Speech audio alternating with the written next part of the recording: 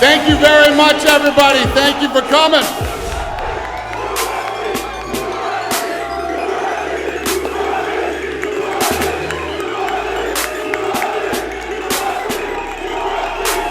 Before we get started here, I want to thank the MSG,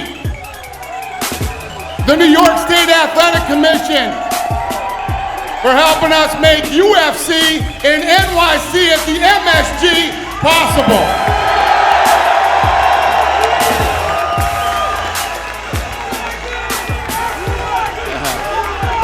All right, I'm going to open it up to the first question here.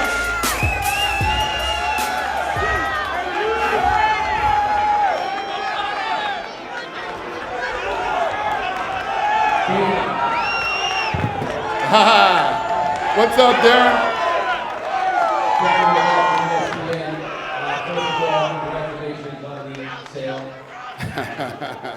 Thank you.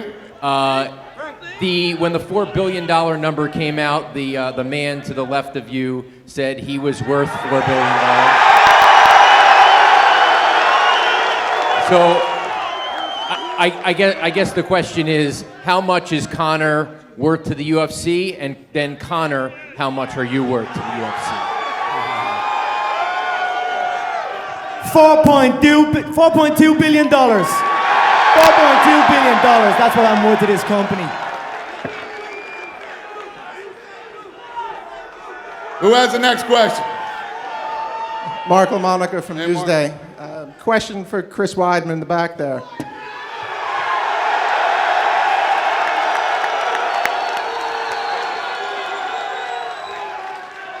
Where are you, Mark? Over here. There he is. You Newsday's best. You heard that, the crowd, just when you opened and just now when we said your name. You didn't get this fight done until last night, early this morning. Can you imagine not being a part of this card? Man, this is a dream come true. This last week, Daniel will tell you, has been crazy. We made it happen. I'm here.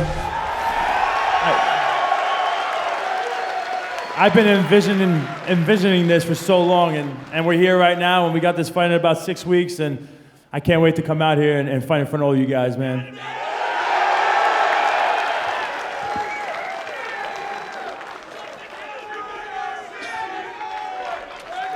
Conor, Eric Dane, MyMMAnews.com. Question for you. Coming off a couple big fights at 170, we know your history at 145, now 155. This move to lightweight. Tell us your thoughts on it. I'm very happy with the 155-pound weight limit. I feel of all the divisions I've ran around and ran through, 155 I feel will be the one where I will take over the most. So I look forward to that.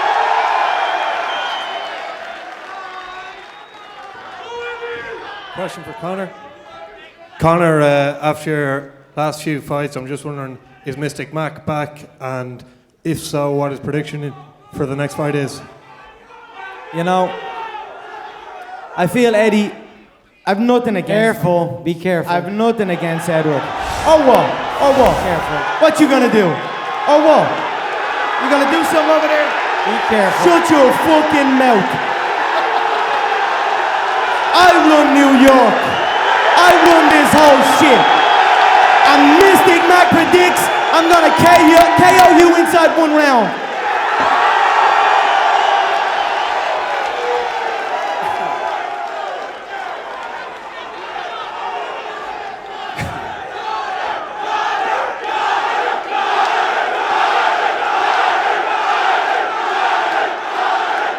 Go ahead, sir. Question for you, Colin, for you, chosen one. Everybody from Michael Jackson to Muhammad Ali and everybody in between has had the chance to perform at Madison Square Garden. How much are you looking forward to that? Listen, the Irish, we built this damn town. I'm saying serious. We built this city. Now we're back. Now we're coming to claim what's ours, so it's an honor to be here. Coming in here listening to all these fans. It truly is a dream come true. I cannot wait to perform for you. I'm gonna take out one of your own. I'm gonna cash your own money, but make no mistake, it's all love. The Irish love New York, and I'm honored to be here. MSG is where all the top performers perform at. All the top artists, all the top athletes. And number one, ooh, I'm getting booed. This is the first time I've been getting booed. It's actually kind of dope. But all the top performers go out there and perform at the MSG, so it's gonna be nothing different. I promise you I'm gonna break that octagon down, and I'm pretty sure all those boos are gonna turn to cheers.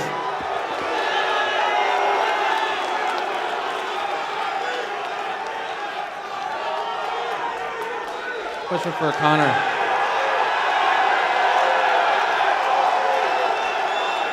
Conor, a question for Conor. Can you give us an update on your leg? How serious was the injury, and was it possible that it was going to preclude you from fighting on this card? Listen, that fight was five weeks ago. I came out of that fight fresher than I went in. Look at Nate's face. Nate will never look the same. I came out brand new. I had a bruised foot. I agreed to this fight. 10 days ago, I agreed to all of this. And then, I don't know what was going on. Something went on with that other side. But I was chilling here waiting for the call, and then the call came last minute. I jumped on a plane, and here we are. So I'm brand new. And at the end of the press conference at 2:02, the final thing that you said was you had a feeling that shit was gonna hit the fan. Can you explain what you meant by that, and did it hit the fan, or did you weather that storm? I just said it out straight, beg me. And they begged me. So that was all I wanted. That was all I asked. A question for Eddie. How did you get this done? Because it seemed like just a few days ago, they were targeting you and He got it done by signing his last contract. He didn't even negotiate new money for himself. Imagine that. Look at everybody up here. They're all dressed like me. They're all trying to talk like me. They're all trying to be me. Everyone in the game wants this fight. This is the lottery fight. And this man took it on his last contract. Imagine that. Imagine getting the biggest fight in the history of the game and saying, shut your mouth, kid. You're getting paid what you got your last fight, and you're lucky you're even getting that. Yes, sir, and sign it. That's what happened. You done yet? You done yet? Hey, I was okay with the money. I was gonna negotiate the money. The reason, because this guy's easy. It's easy money. Easy money. Easy. And if I could, just one more. Conor, can you tell us what you're going to do with the titles? Dana said today that you will keep the featherweight belt up until this fight. I'm gonna wrap one on one shoulder, I'm gonna wrap the other on the other shoulder, and you're gonna need a fucking army to come take them belts off me.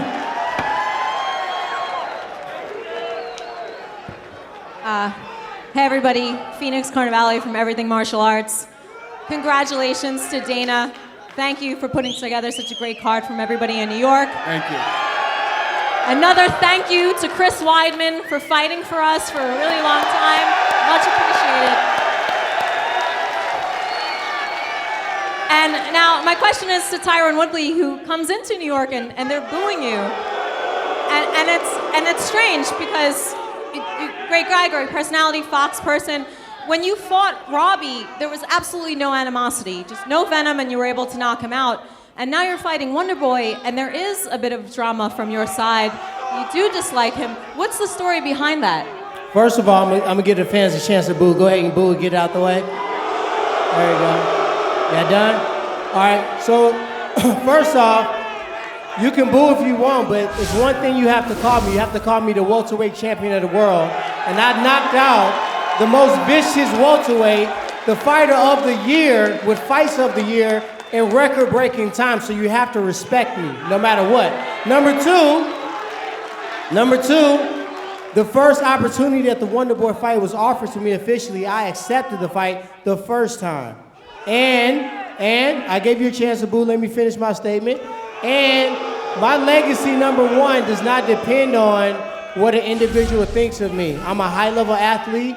My resume speaks for itself, and I will fight Wonderboy November 12th, and everybody will see why I'm the best welterweight in the world.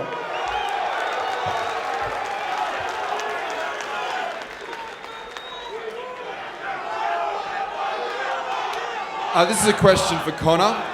My name's Josh Burnett from the Australian Broadcasting Corporation. Quick question. When you prepared for Nate Diaz, it was a very specific camp. When you prepare for Eddie, will you have such a specific camp, or you go a bit more like you used to? I've been whooping his style. I've been whooping that style a long, long time. He's a stocky, stuffed wrestler with an overhand. That's it.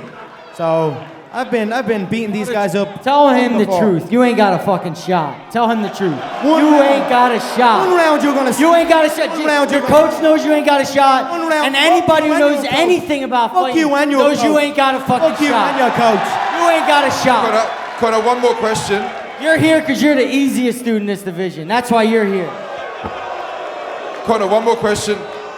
What did you think Take about them stupid ass glasses off. Yeah, make me. Make me. Make me. Make me. Make me. Make me. Make me. You took them off. You took them off. Thank you. You took them off. Connor, last question. What did you think about Eddie's fight against Sonya's? I thought it was very sloppy. The shot selection was very, very poor. He got blessed. He got blessed with a lucky shot. His UFC career has been horrendous. He's very, very lucky to be in the position he is in. He understands that. That's why he took this fight on the money he was on the last fight. I mean, that says it all. And sorry to hog the microphone. Last question to Eddie. What were your genuine thoughts on the Diaz fight, Diaz-McGregor? This guy got 8 minutes of fighting him. That's it. He quits after 8 minutes every fight. He's not a championship fighter. He's never been, and he's never ever fought anyone in UFC like me ever.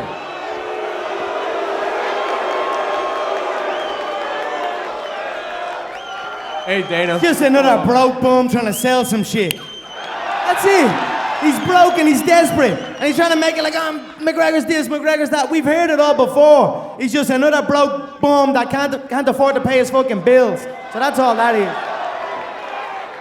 Hey, Dana, first of all, thank you for bringing it to New York. I'm a New York native. Thank you to bringing the UFC to New York. Thank you, sir. This question's for Conor, part of WFN, CBS Sports Radio. Conor, you've been known to make predictions. You're known as Mystic Mac. What's your prediction for UFC 205? Like I said, he's chinny. He has a chin. He gets cracked, he gets dropped. It's happened throughout his career. He's a weathered fighter. He's on his way out. He's very, very lucky to be in the position he's in. One round it will take me to knock him out. And Conor, follow. Ariel hinted at it about the foot. And Eddie's known as a cardio freak. Are you worried about the not being able to cycle Yes. on the Yes, foot? he is. Yeah, we'll see. Yes, he is. In 4 months, I overcame a triathlete. I outlasted a triathlete with 30 pounds on me and whooped his ass. This guy's a balloon. He ain't no cardio machine. What are you talking about? He's blown up. One clinch and he's gassing for air as well.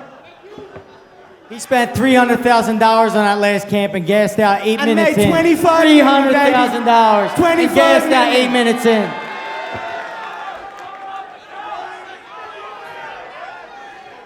Question for Dana.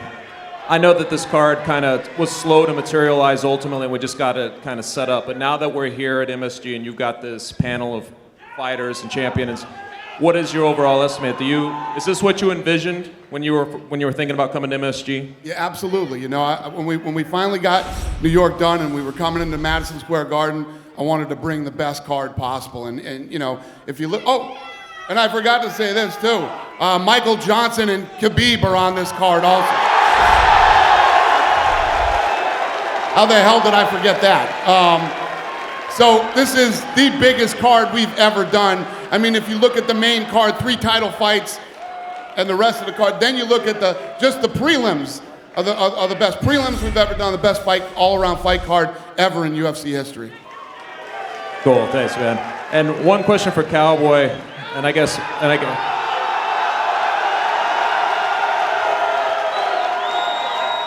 Here you are on a days again, listening to Conor talk, man. I could see you back there, just wondering what this experience is like for you. Oh man, this is New York City, Madison Square Garden, man. I'm so pumped to be here. But listening to this Joker talk, we all just sit back here and laugh, so it is what it is. Another broke, jealous, bitter fighter. The game seems to be full of them. I've got nothing but love for everybody up here. You know what I'm saying? It's just bitterness and hate and negativity towards me because of what I'm doing, because of what I'm making. That's all that is.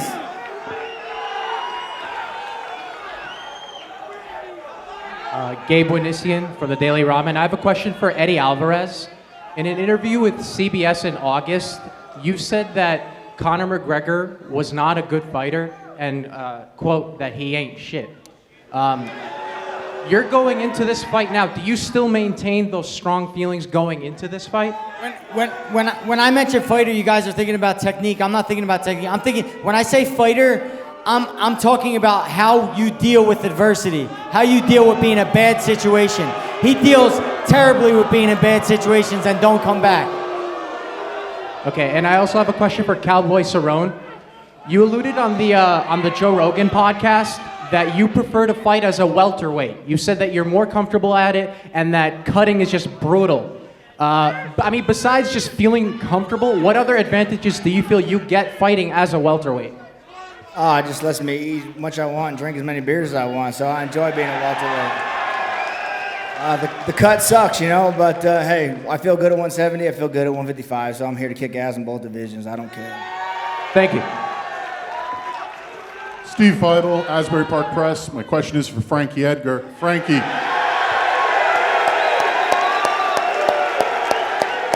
Frankie, growing up in Jersey, what did Madison Square Garden mean to you?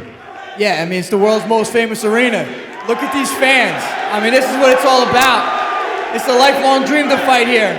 I've been lobbying with the UFC since 2010, I think. You know, so I deserve to be here, and I'm happy to put on a show for these guys. Question for Chris. Chris, up until recently, Rashad Evans was the only New York fighter confirmed for this card, and his town's half in Canada. How do you feel being the New York representative, and also, as a side question, your teammates, Aljo, Al, the other guys who a lot of people wanted to see on this card who aren't here? How do you feel about seeing your teammates miss out on this experience? Well, first off, I'm so proud to be in New York. I'm coming here right now. I feel this energy. There's nothing like New York, and you guys are showing it right now. This is unbelievable. This is a historic event, and I'm so happy to be here. As far as my teammates, man, I would love for everybody to be here right now. Everybody from Long Island, everybody from New York in general, I feel like deserves to be here. For whatever reasons, it didn't work out for this one. It sucks, but there's going to be a heck of more of cards coming, so they'll be on it. Question for Dana, Ed Carball, Front Proof Media.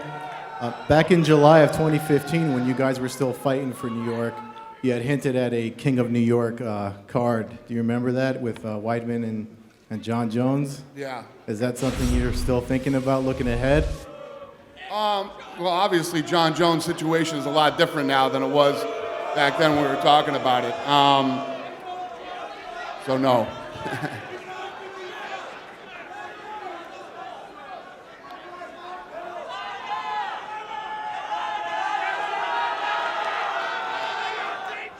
Any more questions? Yeah? Hi, my question is for Joanna.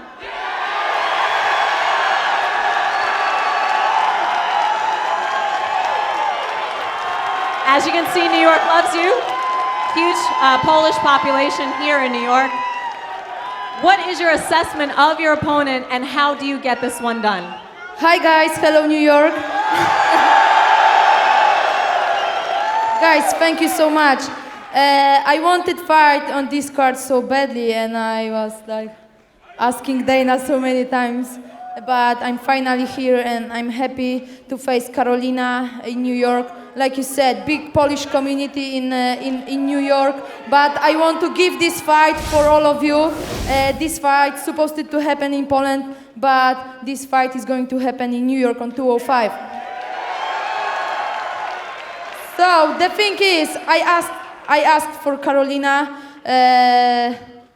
She beat Rose in her last fight, so she's here, and probably Polish ladies rule the world. That's all.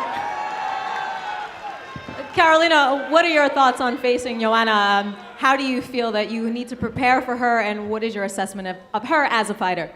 I am ready for this fight. I work for this. And I can't wait. My dreams come true. Joanna is the best on the world, and I want to fight with the best.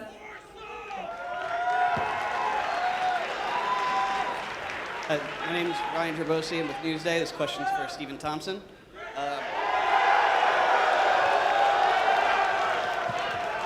You had said before the welterweight title fight that you were more interested in fighting Robbie Lawler. Do you regret those comments now, seeing how that went? And what's your assessment of the fight going into it? Well, at the time, I thought Robbie Lawler was going to win. So obviously, he was the guy that was standing in front of me. He's the guy that had the title, the belt. So that's who I wanted to face. And whoever's got that belt is the guy that I want, man. And Tyron's got the belt. We're gonna be facing in UFC 205 right here, baby. This is my home away from home. So I appreciate all you guys. Thank you.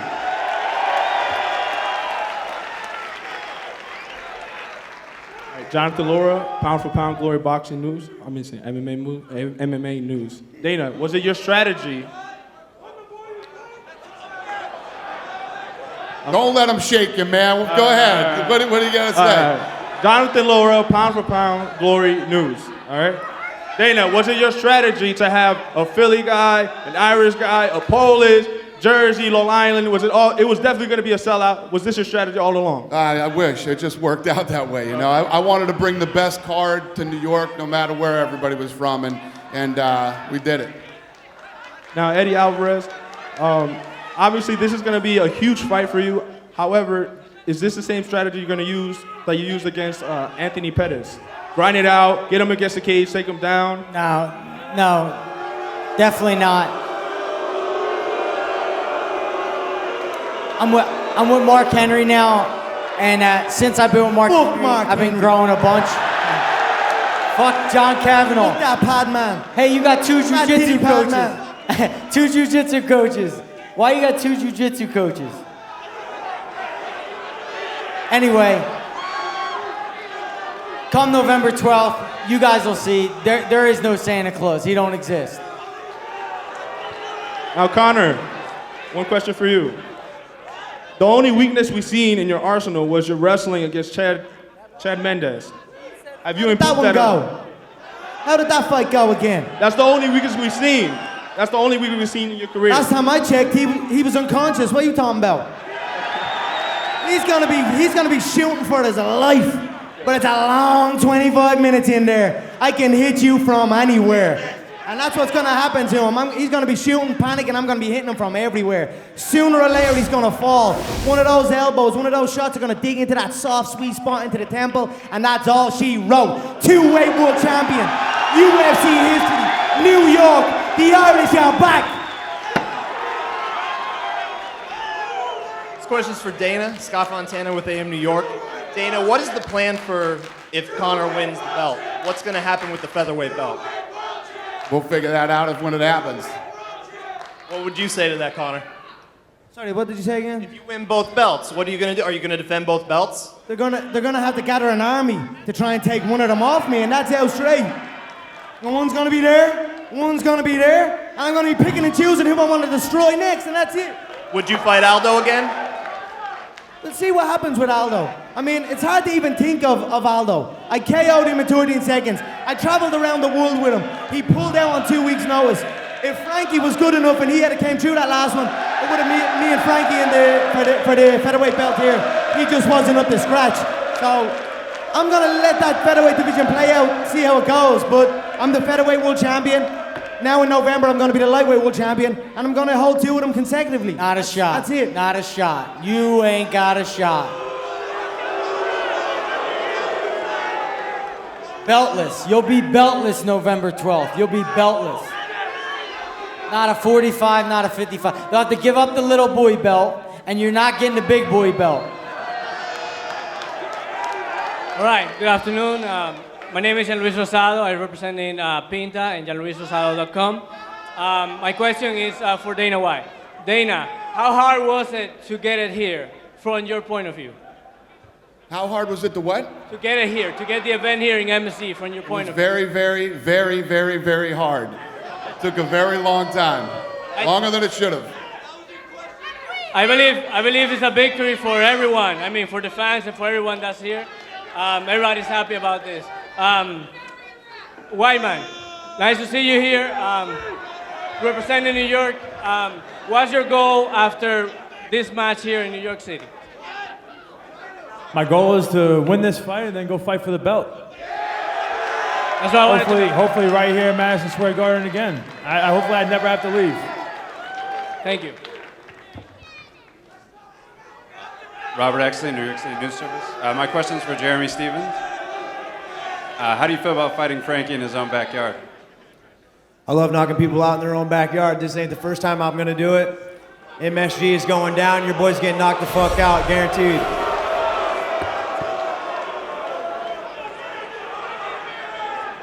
Conor, since you love talking about money, what's your expectation of what are you going to make for 205? As in, my money or the pay-per-views, or what are you talking about? I feel by the time 2016 closes out, I'll be closing in on 40 million. This is a $40 million year for me. It's been a damn good year. This is a question for Dana White. Dana, over the last 6 months, did you try and get Ronda Rousey to fight at 205? What's the question? Have I been trying for the last 6 months? Have you been trying to get Ronda Rousey to fight here? No, Ronda was going to let me know when she's ready to fight again. And hypothetically, if she did fight here, who'd be the main event? Conor or Rousey? What's that? Who'd be the main fight if she was fighting tonight? Conor McGregor or Rousey? Sit down.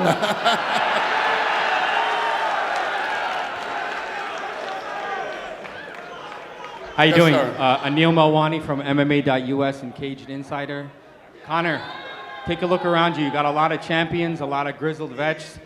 Who do you think would give you the hardest fight out of anybody on stage? Right here. Right here, the hardest hitting 145 pound, the real hardest hitting 145er, right here. This guy TKOs people. When I knock people out, they don't fucking move. They're not, who the fuck is that guy? Who the fuck is that? You know damn well who I am. Who the fuck is that? Oh my God. I don't know. When I take that guy's belt, Leprechaun. Oh, good one. When I take that guy's belt, I'm looking around. I don't know what anyone else has for me around here. I might have to jump up and fucking drag Floyd Mayweather out bed and see what the fuck he's at again. And Frankie, your first fight was in the Underground show right here in New York City. Tell me what it means to you to see the sport evolve this much to where it's finally made it to the New York and you're fighting on the big show. Yeah, you know, fighting back in 2005 with no rules, no weight classes, throwing headbutts to fight into the Garden, man. It's been a hell of a 12 years, man.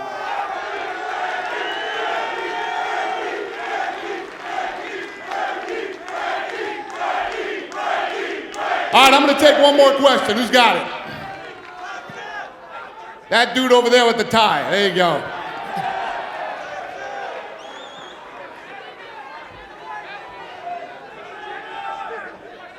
This question is for Eddie Alvarez. You've been mentioning that Conor McGregor is not a championship fighter. He only has 2 to 3 rounds. Yet in your professional career, you've only went to the 5th round twice and lost one of them. What the fuck are you talking about? What the fuck are you talking about? That's the champ! That's the champ! That's the fucking champ right there! Fuck you, man! Hey, what's your question? Yeah, he has a suit and a tie. What's your question? With that. I love it. I love it.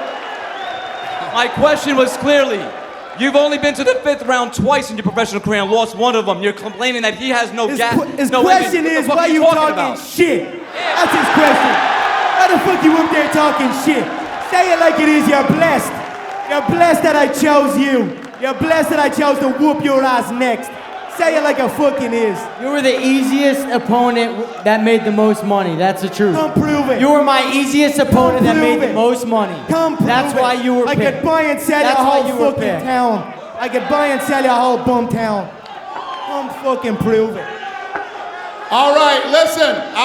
We're gonna run a feature here. Undeniable. It's the next season that we have coming out right now, and we're gonna clear this stuff out of here and square everybody off. Thank you, New York. We appreciate it.